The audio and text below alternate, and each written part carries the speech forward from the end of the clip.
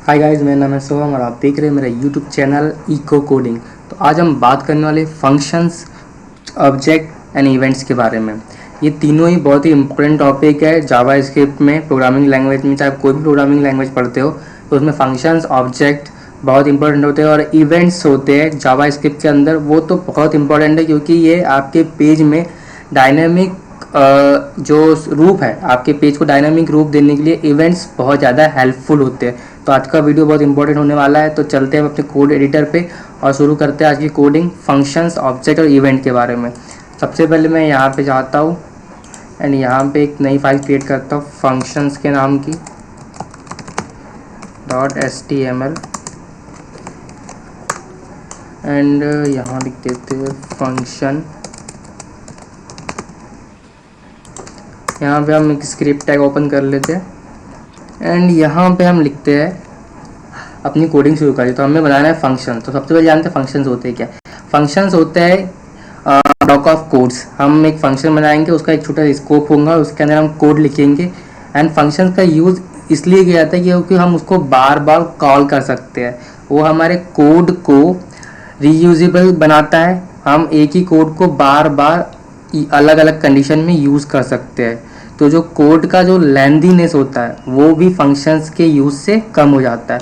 तो मैं यहाँ पे एक फंक्शन बना के दिखाता हूँ। फंक्शन बनाने के लिए हमें सबसे पहले फंक्शन कीवर्ड का यूज़ करना होगा एंड यहाँ पे फंक्शन को एक नाम देना होगा। जैसे मैं डिस्प्ले नाम का एक फंक्शन बनाता हूँ एंड उसके बाद हमें ओपन एंड क्लोज पैरेंथेसिस लगानी होंगी एंड यहाँ पे ब्रैकेट लगाना हो, करली ब्रैकेट्स। तो ये हो गया हमारा फंक्शन डेफिनेशन। इसे कहते हैं फंक्शन डेफिनेशन एंड इसके अंदर हम लिखेंगे कोड। फॉर एग्जांपल मैं यहाँ लिख देता हूँ okay, document dot right this is function definition.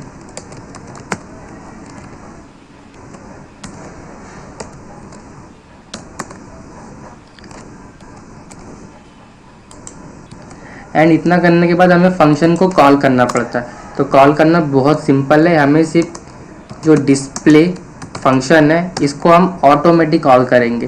तो जैसे ही हमारे पेज लोड होगा डॉक्यूमेंट डॉट राइट लिख के आ जाएगा और हम कॉल किससे कर रहे हैं, इस डिस्प्ले एंड पैरेंथेसिस से। अब चलते इसे ओपन विथ लाइव सर्वर पे खोलते हैं। देखिए दिस इज फंक्शन। ऑलराइट, अब यही चीज़ हम एक बटन के थ्रू भी दे सकते हैं। मैं यहाँ पे एक बटन टैग लेता हूँ एंड बटन का नाम देते हैं क्लिक मी एंड यहाँ पे मैं एक इवेंट का यूज़ करने वाला हूँ जिसका नाम होता है ऑन क्लिक। तो इवेंट्स ज़्यादा कुछ नहीं होते, वो एक्शंस होते हैं जावा स्क्रिप्ट के अंदर जो हम परफॉर्म करते हैं। जैसे पेज लोड होने पे क्या एक्शन होगा, किसी बटन पे क्लिक करने पे क्या एक्शन होगा, वो हम इवेंट्स की हेल्प से कर सकते हैं। तो मैं यहाँ पे एक इवेंट का नाम देने वाला हूँ on click and on click के अंदर हम डिस्प्ले फंक्शन को हम पास करेंगे। ऑलराइट, अब मैं इसको यहाँ से कमेंट आउट कर देता हूँ। यहाँ मैं लिख देता हूँ ऑटोमेटिक कॉलिंग एंड इसे कहते हैं फंक्शन कॉलर, इसे कहते हैं फंक्शन डेफिनेशन।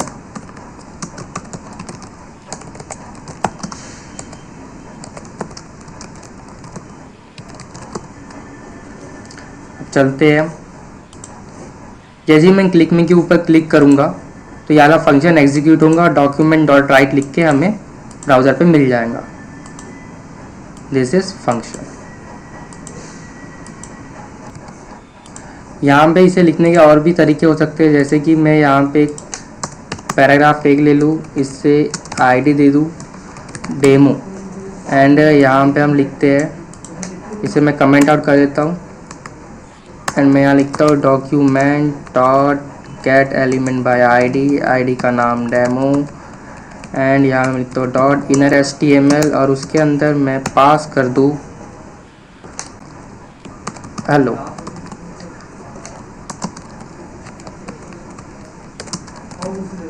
वर्ल्ड। तो यहाँ पे मैंने हेलो वर्ल्ड पास कर दिया। अब जैसे ही ये फंक्शन कॉल होगा ये document dot gate element by ID, इस आईडी के अंदर या पी टैग के अंदर हेलो वर्ल्ड लिख के आ जाएगा। तो चलते हैं यहाँ पे, रिफ्रेश करते हैं, क्लिक मी के ऊपर क्लिक किया, हेलो वर्ल्ड लिख के आ गया। तो इस तरीके से मैं यहाँ पे चाहूँ तो इसे भी अगर मैं एक बार और कॉल करूँगा तो कर सकता हूँ मैं। यहाँ चलते हैं, ये ऑटोमेटिक कॉल हो चुका है, इसलिए यहाँ पे हेलो वर्ल्ड लिख के आ गया। मैं इस डॉक्यूमेंट डॉट राइट को भी, चलो मैं इसके लिए एक और फंक्शन बना देता हूँ, Ctrl+C Ctrl+V एंड मैं इसे डिस्प्ले 1 करता हूँ एंड इसे डिस्प्ले 1 करते हैं। तो ये जो फंक्शन है ये ऑटोमेटिक कॉल होगा और उसके अंदर हम ऑटोमेटिक यहीं पे वैल्यू दे देंगे। एंड यहाँ पे हम एक आईडी की हेल्प से, पैराग्राफ टैग की हेल्प से टेक्स्ट को डिस्प्ले करवाएंगे।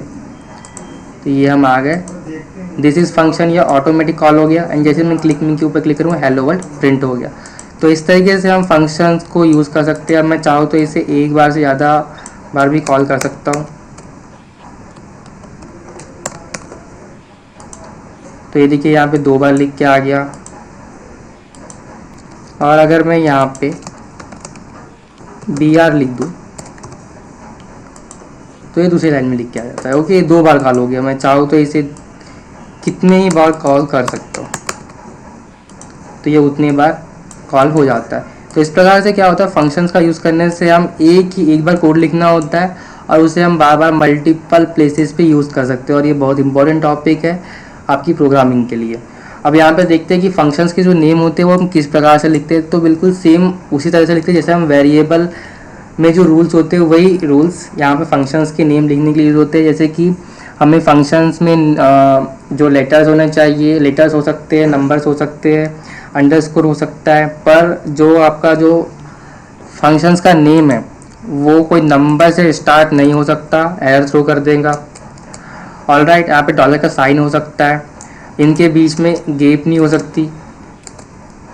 तो ये होता है जो रूल्स वेरिएबल डिफाइन करने के लिए यूज़ होते हैं वही फंक्शंस के नेम लिखने के लिए भी यूज़ होते हैं। अब हम चाहे तो इसके अंदर पैरामीटर भी पास कर सकते हैं। जैसे कि मैं इस यहाँ से इन सबको हटा देता हूँ और एक फंक्शन बना के दिखाता हूँ विथ पैरामीटर। यहाँ पे क्या करना है, हमें एक फंक्शन बना लेते हैं सम नाम का एंड इसके अंदर हम a and b 2 parameter pass कर देते हैं। आप a b की जगह x y भी लिख सकते हैं। और यहाँ पे मैं रिटर्न कर देता हूँ a+b। ऑलराइट, एंड यहाँ पे मैं कॉल कर लेता हूँ सम को एक बार, जिसके अंदर मैं पास करूँगा 3,5। तो यहाँ पे क्या होगा, ये 3 यहाँ से जो आर्ग्यूमेंट है यहाँ पे पास होंगे एंड 3 एंड 5 प्लस होके हमें इसके अंदर वापस मिल जाएंगे। एंड इसको हम एक वेरिएबल के अंदर स्टोर कर सकते हैं। तो हम एक फंक्शन को वेरिएबल के अंदर स्टोर कर सकते हैं एंड उसकी वैल्यू को यूज़ कर सकते हैं। देन यहाँ पे मैं लिखता हूँ डॉक्यूमेंट डॉट राइट एंड इसके अंदर x लिख देते हैं। तो यहाँ पे हमें 3 एंड 5 ऐड होके 8 आउटपुट में मिल जाएगा। अब चाहूँ तो मैं यहाँ पे मल्टीपल नंबर पास कर सकता हूँ। जैसे मैंने 3 एंड 5 पास किया, 7 पास करते, 13 पास करते एंड यहाँ पे देखिए ऐड होके 8 मिला, देन 10 मिला एंड देन 18 मिला। यहाँ पे अगर मैं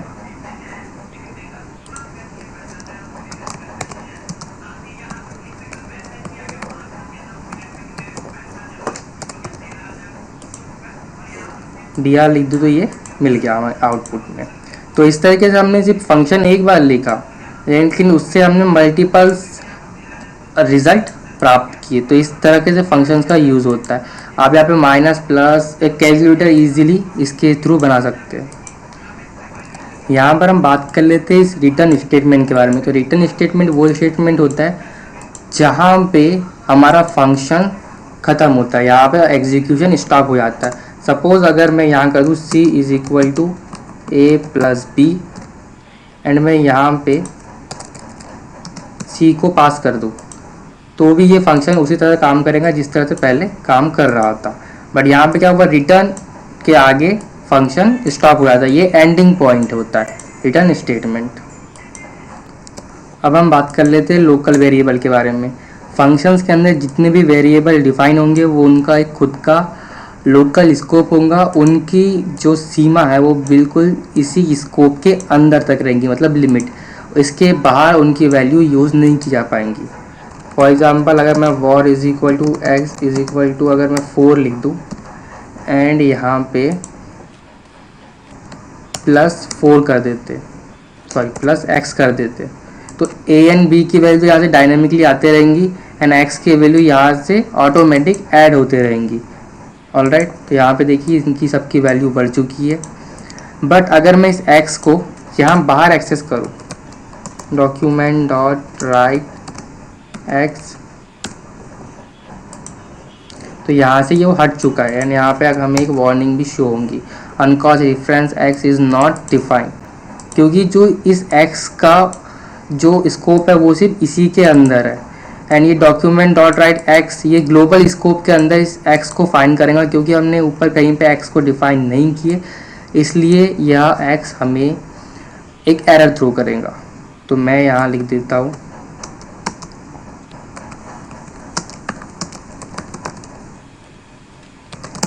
थ्रो एन एरर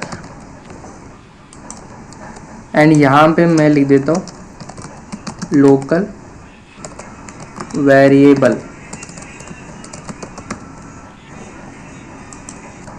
क्या हो अगर हम लोग एक फंक्शन बनाते हैं यहाँ पे प्रोग्राम का एंड यहाँ लिखते हैं डॉक्यूमेंट डॉट राइट एंड उसके अंदर हेलो प्रोग्रामर्स एंड यहाँ मैं लिखता हूँ डॉक्यूमेंट डॉट राइट, यहाँ हम रिटर्न करवा देते हैं यहाँ पे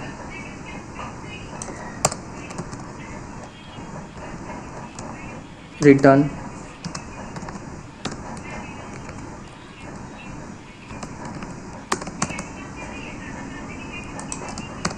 हेलो प्रोग्रामर्स एंड यहाँ पे मैं जो प्रोग्राम है सिर्फ इतना लिख के इसे छोड़ देता हूँ। तो यहाँ पे क्या होगा, मैं अभी पैरेंथेसिस नहीं लगाया तो ये मुझे पूरी फंक्शन डेफिनेशन ऑब्जेक्ट के रूप में आउटपुट में मुझे दे देगा। तो देखिए यहाँ पे मुझे मिल चुका है function program return hello programmers, पर जैसे ही मैं यहाँ पे पैरेंथेसिस लगा दूंगा तो मुझे फंक्शन डेफिनेशन ही उसका आउटपुट जो रिटर्न करके दे रहा है वो मुझे प्रिंट होगा हेलो प्रोग्रामर्स। तो इस तरीके से ये वर्क करता है। तो गाइस क्योंकि वीडियो बहुत लंबा हो रहा है इसलिए हमने आज फंक्शंस के बारे में पूरी इन्फॉर्मेशन तो ले ली है, बट ऑब्जेक्ट एंड इवेंट्स को हम नेक्स्ट चैप्टर में डिस्कस करेंगे। और सबसे पहले एक इम्पॉर्टेंट बात मैं बताना चाहूँगा कि मैंने इसकी एक प्लेलिस्ट बनाई है मॉडर्न जावास्क्रिप्ट ट्यूटोरियल के नाम की, तो आपको इस बटन पर क्लिक करके यहाँ से इसे एक्सेस कर लेना है ताकि आपको आप यहाँ इस ट्यूटोरियल में एक क्रम से आप वीडियो को दिख सके, क्योंकि मैं यहाँ पे सीरीज़ वाइज वीडियो को अपलोड कर रहा हूँ एक के बाद एक, जिससे आपको वीडियो को समझने में इजी होगा। सो आप बने रहिए कोर्स के साथ में और उस प्लेलिस्ट को एक्सेस कर लीजिए। तब तक मिलते हैं नेक्स्ट वीडियो में।